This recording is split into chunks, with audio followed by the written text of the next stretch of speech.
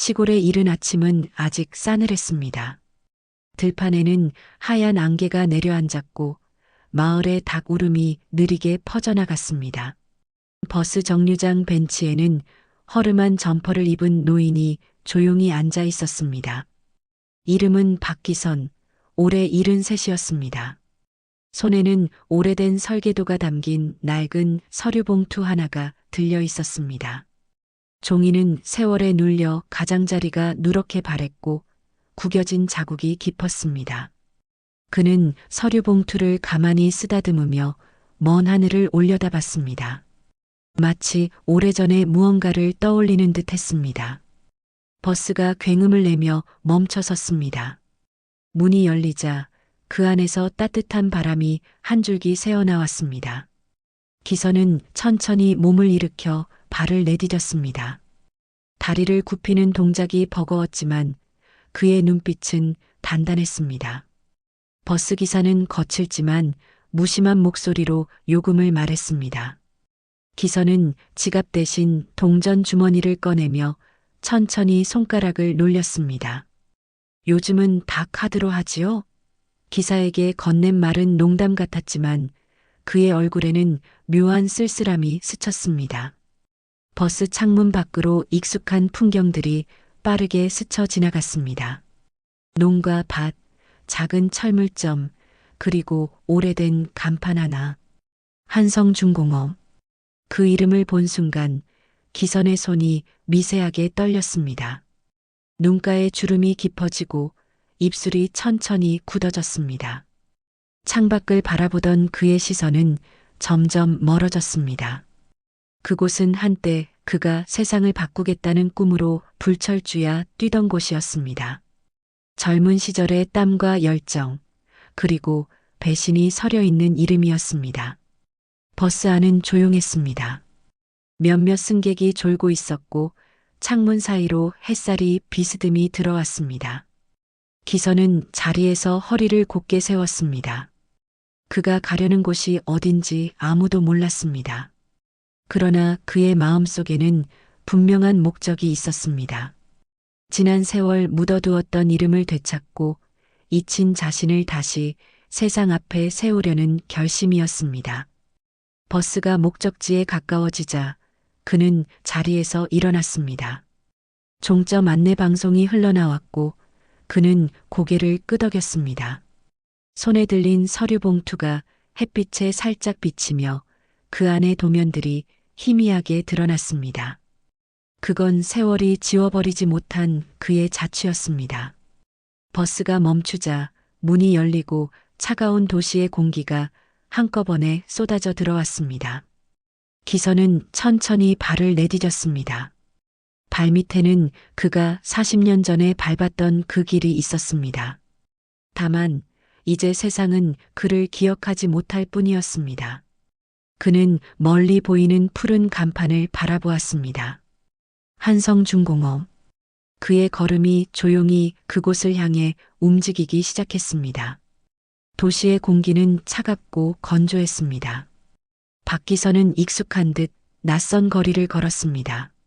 멀리서 보이는 푸른 간판 한성중공업 이 눈에 들어왔습니다. 그의 발걸음이 잠시 멈췄습니다. 그리고 그는 조용히 속삭였습니다. 그래, 아직 저 자리에 있구나. 공장 정문 앞에는 경비실이 있었습니다. 유리문 너머로 젊은 경비원이 커피를 마시며 신문을 보고 있었습니다. 기선이 다가가자 경비원이 고개를 들었습니다.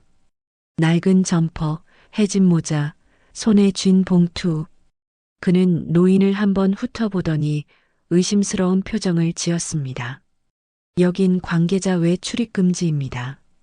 경비원의 말에 기선은 고개를 숙였습니다. 옛날에 여기서 일했었어요. 사장님을 좀 뵙고 싶은데요. 하지만 경비원은 냉담하게 대답했습니다. 사장님은 바쁘세요. 예약도 없으시잖아요.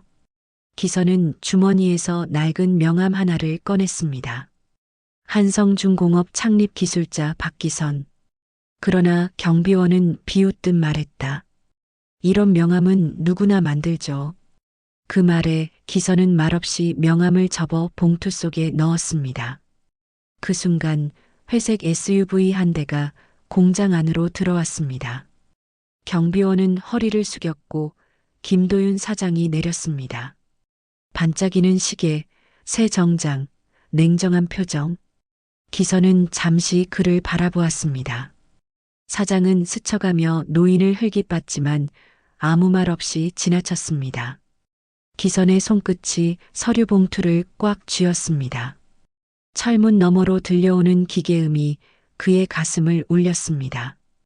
그 소리 속에는 자신의 청춘이 살아 있었습니다. 그러나 지금 그가 만든 세상은 그를 밀어내고 있었습니다. 기선은 벤치에 잠시 앉아 마음을 다잡았습니다. 그리고 다시 경비실로 향했습니다. 저 정말 사장님을 잠깐만 만나고 싶습니다. 그러나 경비원은 냉정하게 손을 내저었습니다. 그때 안쪽에서 여직원 둘이 나왔고 그를 보며 웃었습니다. 요즘은 이런 분들도 오시네요. 기선은 그 말에 아무 대꾸도 하지 않았습니다.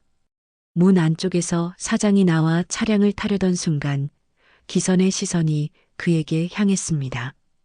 그러나 그 시선은 다시 외면당했습니다. 그는 주머니 속에서 흑백 사진 한 장을 꺼냈습니다. 젊은 시절 자신과 정우식 회장이 함께 웃던 사진이었습니다. 그 시절의 빛이 희미하게 빛났습니다. 기선이 벤치로 돌아왔을 때 한 중년 여성이 그를 유심히 바라봤습니다. 경비원에게 무언가를 물어본 후 그가 다가왔습니다. 혹시 예전에 우리 회사에서 일하신 분인가요? 그녀는 경영지원팀의 한미정 팀장이었습니다. 기선은 미소를 지으며 고개를 끄덕였습니다. 그녀의 눈빛이 호기심에서 존중으로 바뀌었습니다. 54올에 된 이름의 흔적. 한미정의 안내로 기선은 회사 로비 안으로 들어섰습니다. 벽면에는 한성중공업의 역사라는 액자가 걸려 있었습니다. 사진 속 젊은 정우식 회장이 웃고 있었습니다. 그러나 어디에도 기선의 얼굴은 없었습니다. 이 기계 제가 설계했어요.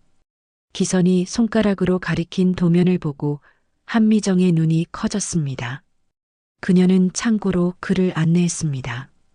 오래된 서류 더미 속에서 도면 한 장이 모습을 드러냈습니다.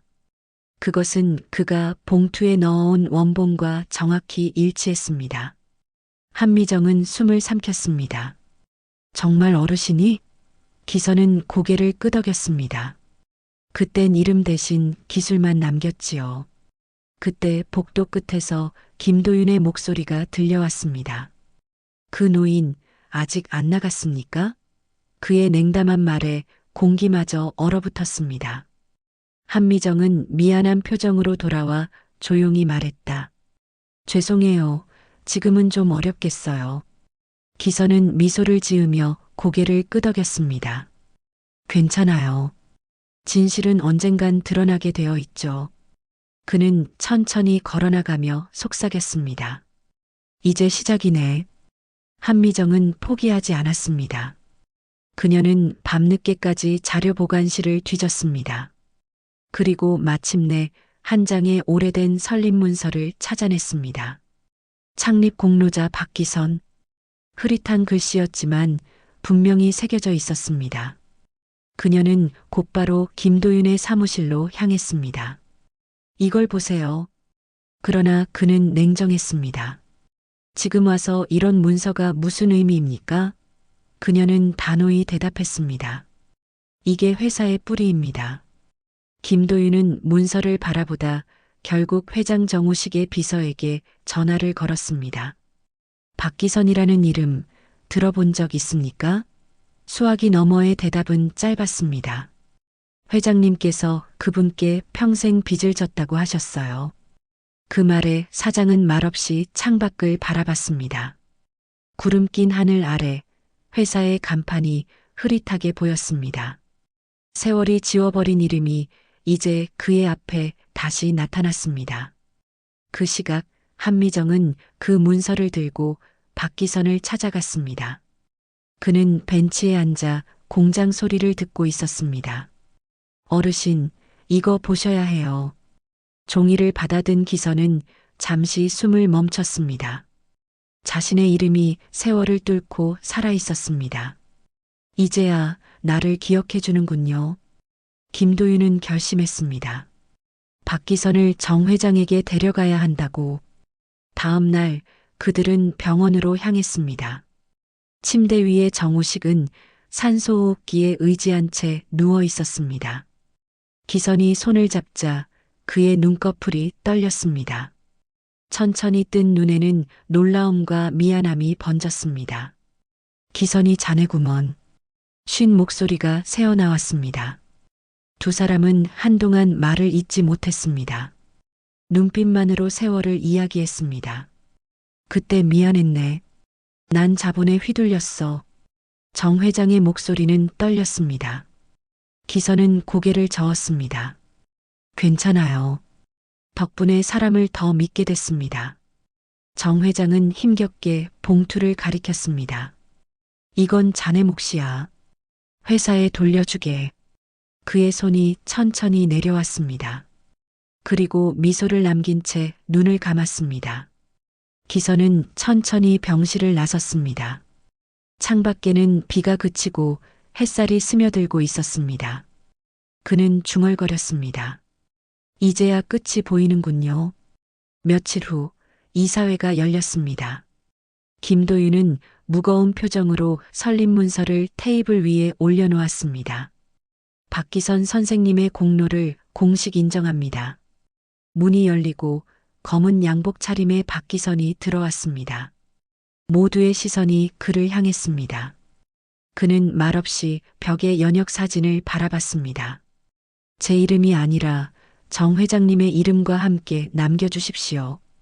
그 한마디에 회의실은 조용해졌습니다. 며칠 뒤 회사 정문에는 새로운 동판이 세워졌습니다. 창립자 정우식, 박기선. 두 이름이 나란히 새겨졌습니다. 햇빛이 그 글자를 비추며 반짝였습니다. 박기선은 멀리서 그 장면을 바라봤습니다. 한미정과 김도윤이 그의 곁에 섰습니다. 그는 미소를 지으며 속삭였습니다. 이제야 내가 만든 집으로 돌아온 기분이네요. 며칠 뒤 공장은 다시 돌아가고 있었습니다. 아침 햇살이 정문 동판 위를 비추고 사람들의 발걸음이 바쁘게 오갔습니다. 박기선은 작업복 차림으로 공장 안을 걸었습니다. 기계음이 일정하게 울렸습니다. 그는 손끝으로 녹슨 기둥에 새겨진 P, G, S를 쓰다듬었습니다. 자신의 청춘이 새겨진 흔적이었습니다. 한미정이 다가왔습니다. 기계 냄새가 아직도 좋으세요? 그는 웃었습니다. 이 냄새가 내 청춘의 냄새였지요. 잠시 뒤 김도윤이 다가와 인사했습니다. 이사님, 감사드립니다. 기선은 부드럽게 대답했습니다. 기계는 철로 만들지만 회사는 사람으로 만드는 겁니다. 그때 어린 인턴 하나가 다가와 물었습니다. 정말 어르신이 이 기계를 만드셨어요? 기선은 미소 지으며 대답했습니다. 그래요. 아주 오래전에 손으로 그렸죠. 그는 문 밖으로 나와 동판 앞에 섰습니다. 손끝으로 글자를 쓸어내리며 중얼거렸습니다. 우식이 이제야 약속을 지켰네. 바람이 불고 흰 머리칼이 흔들렸습니다. 공장 사이렌이 울리자 그는 고개를 들었습니다. 햇살이 구름 사이로 흩어지며 그를 감쌌습니다. 그는 조용히 미소 지으며 속삭였습니다. 진심은 늙지 않아요. 사람도 꿈도 말이지요. 누구세요, 어르신? 내가 너희 회사 만든 사람이야. 화면이 천천히 어두워지고 잔잔한 피아노 선율이 흐른다. 진심은 늙지 않는다.